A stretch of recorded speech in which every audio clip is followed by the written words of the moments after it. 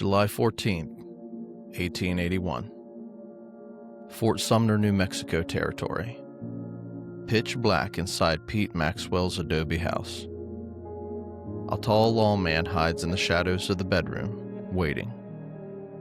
A young outlaw slips in through the open door, hungry, unarmed except for a knife and curiosity.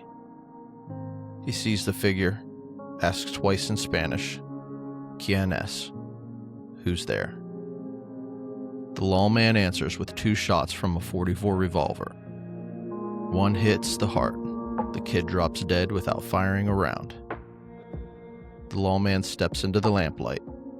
6'5", lean, calm. His name is Pat Garrett, sheriff of Lincoln County.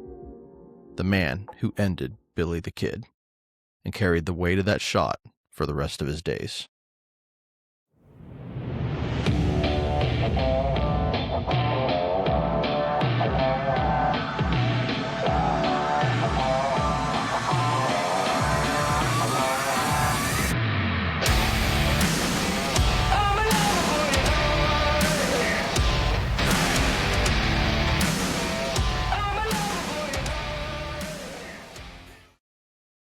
You're listening to Blood on the Saddle, true stories of the men who walked the line between order and chaos on the American frontier.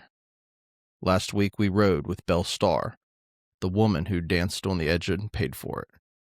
Tonight we ride with a lawman who hunted legends and became one himself. I'm your host, Ron Menser. Tonight, Pat Garrett, the sheriff who killed Billy the Kid. Let's ride. Act 1. The Forge. Born Patrick Floyd Jarvis Garrett on June 5, 1850, in Chambers County, Alabama. His family moved to Louisiana when he was young, where his father ran a cotton plantation.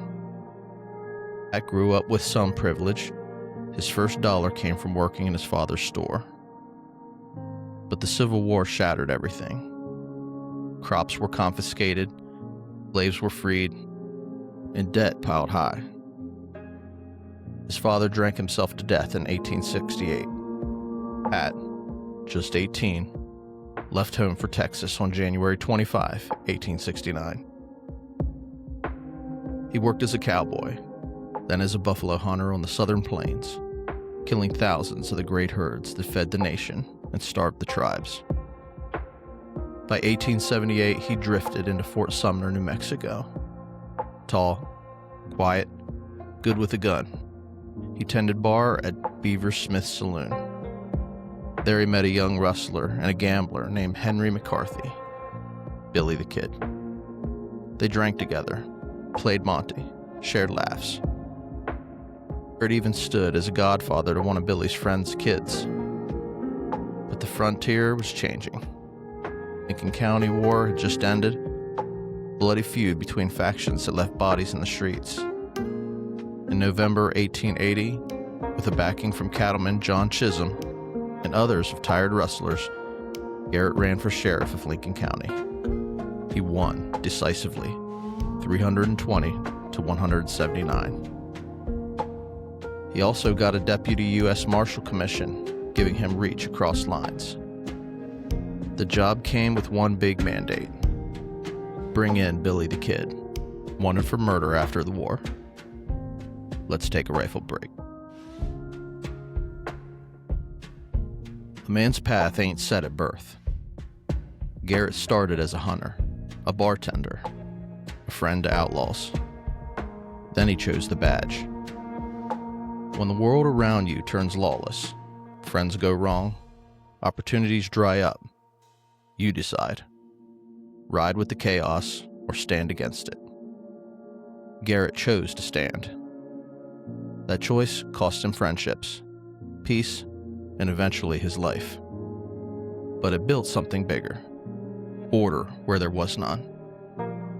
When your circle goes dark, brother, ask yourself, will you light the way or join the shadows? Act 2. The Crucible. Garrett wasted no time.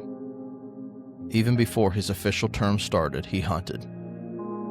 Harsh winter, 1880 to 81, he tracked Billy's gang across eastern New Mexico. December 19, ambush at Fort Sumner outskirts. Billy's friend, Tom, a Folliard, ignores the command to throw up hands, goes for his gun. Garrett shoots him dead. 4 days later, December 23, Stinking Springs.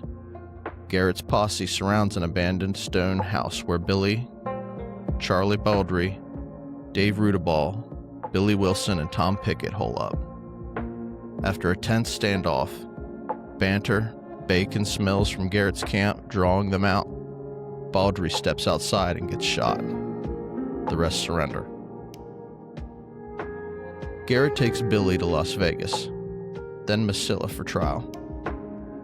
By April 1881, convicted of Sheriff Brady's murder from the Lincoln War, Billy's sentenced to hang on May 13. But on April 28, Billy escapes. He kills deputies Bell and Ollinger and rides free. So Garrett rides again. July 24, tip from a mutual friend. Billy's at Fort Sumner visiting. Garrett waits in Pete Maxwell's house. Billy enters the dark bedroom. Kien S. Garrett fires twice, one fatal shot, and Billy dies at 21. Garrett writes the book soon after, The Authentic Life of Billy the Kid, to set the record straight and cash in. It sensationalizes the legend he helped create. Let's take a rifle break. Duty ain't always clean. Garrett shot a man he once called a friend. In the dark. No warning. No fair fight.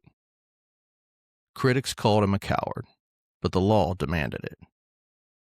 Sometimes the hardest thing a man does is the thing that must be done. No glory, no handshake, just the weight. When your job, your word, or your people require you to pull the trigger on what was once close, do it clean. Carry it heavy and keep moving.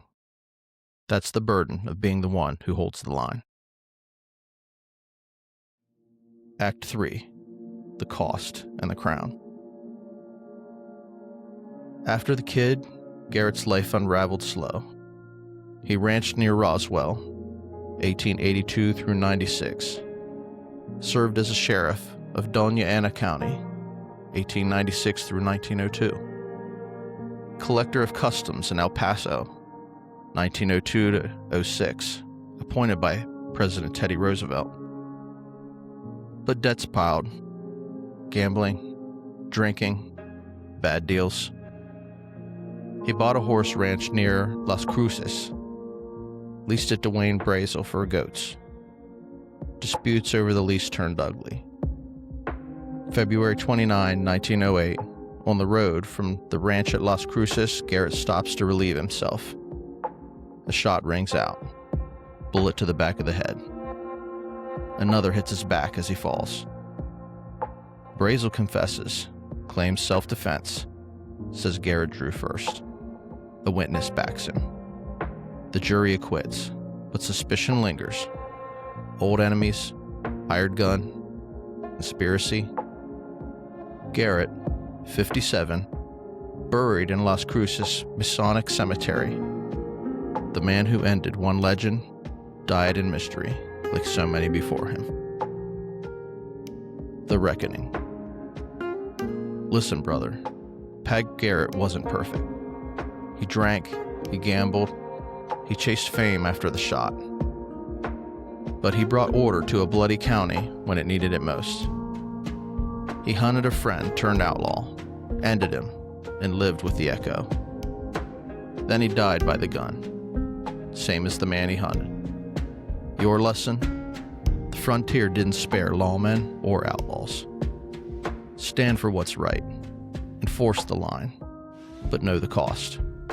Friends lost, peace gone, enemies made. Do the job anyway, because someone has to. And when your time comes, make sure you go knowing you held the line. Next week, we follow the trail of the man who tamed Tombstone, Wyatt Earp.